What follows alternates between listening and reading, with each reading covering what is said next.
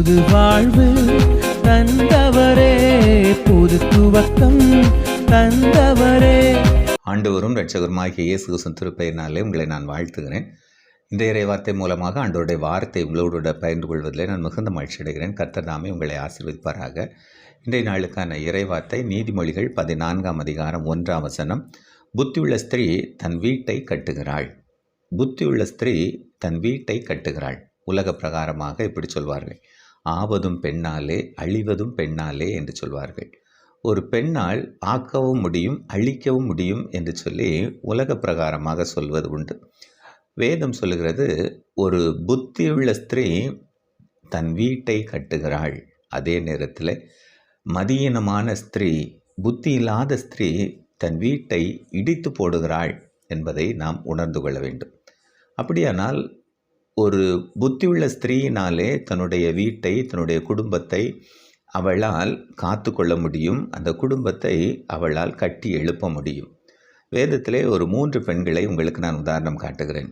முதல் பெண் யார் என்று சொன்னால் ரூத். ரூத் தன்னுடைய குடும்பத்தை கட்டுகிறாள்.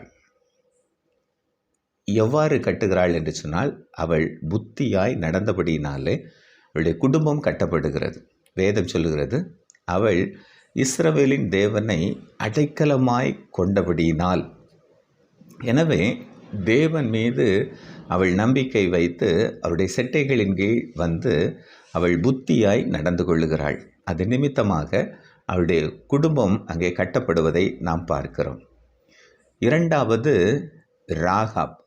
ராகாப் ஒரு அந்நிய தேசத்து பெண்ணாக இருந்தாலும் அவள் ஆண்டவரை விசுவாசிக்கிறாள். வானத்திலும் பூமியிலும் அவரே தேவனானவர் என்று சொல்லி விசுவாசித்து அவள் புத்தியாய் நடந்தபடியினாலே அவள் குடும்பமாக காக்கப்பட்டாள். விசுவாசியாதவர்களோடு சேதமாகாதபடிக்கு அவள் குடும்பமாக காக்கப்பட்டாள் என்று சொல்லி நாம் பார்க்கிறோம். எனவே ரூத் இஸ்ரவேலின் தேவனை அடைக்கலமாக கொண்டாள். ராகாப் இஸ்ரவேலின் தேவனை விசுவாசித்தாள்.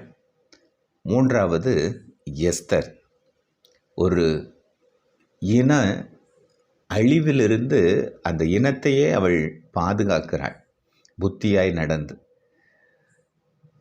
சூசான் அரண்மனையிலே அங்கே உத்தரவு பிறப்பிக்கப்படுகிறது, யூதர்கள் சங்கரிக்கப்பட வேண்டும் என்று சொல்லி. இதை கேள்விப்பட்ட எஸ்தர் அவள் ஞானமாய் நடந்து கொள்ளுகிறாள், விவேகமாய் நடந்து கொள்ளுகிறாள். அதற்கு முன்பாக அவளும் அவளுடைய தாதிமார்களும் ஜெபிக்கிறார்கள், உபவாசம் இருந்து ஜெபிக்கிறார்கள். அது நிமித்தமாக அவள் அங்கே விவேகமாய் நடந்து புத்தியாய் நடந்து தன்னுடைய இனத்தையே அவள் காப்பாற்றுவதை பார்க்கிறோம். எனவே அருமையானவர்களே, புத்தியுள்ள ஸ்திரீ தன் வீட்டை கட்டுகிறாள். யோபு 28:28 சொல்லுகிறது, கர்த்தருக்கு பயப்படுவதும் பொல்லாப்பை விட்டு விலகுவதுமே புத்தி என்று சொல்லி நாம் பார்க்கிறோம். எனவே ஆண்டவருக்கு பயப்படுகிற பயத்தோடு பொல்லாப்புக்கு விலகி அவரையே தஞ்சமாய் கொள்ளும்போது, அவரையே விசுவாசிக்கும் போது, அவரிடத்தில் நாம் ஜெபத்தை ஏறெடுக்கும்போது நம்முடைய குடும்பம் கட்டப்படுகிறது. புத்தியுள்ளவர்களாயிருங்கள், குடும்பத்தை கட்டுங்கள். கர்த்தர் உங்களை ஆசீர்வதிப்பாராக. ஆமேன்.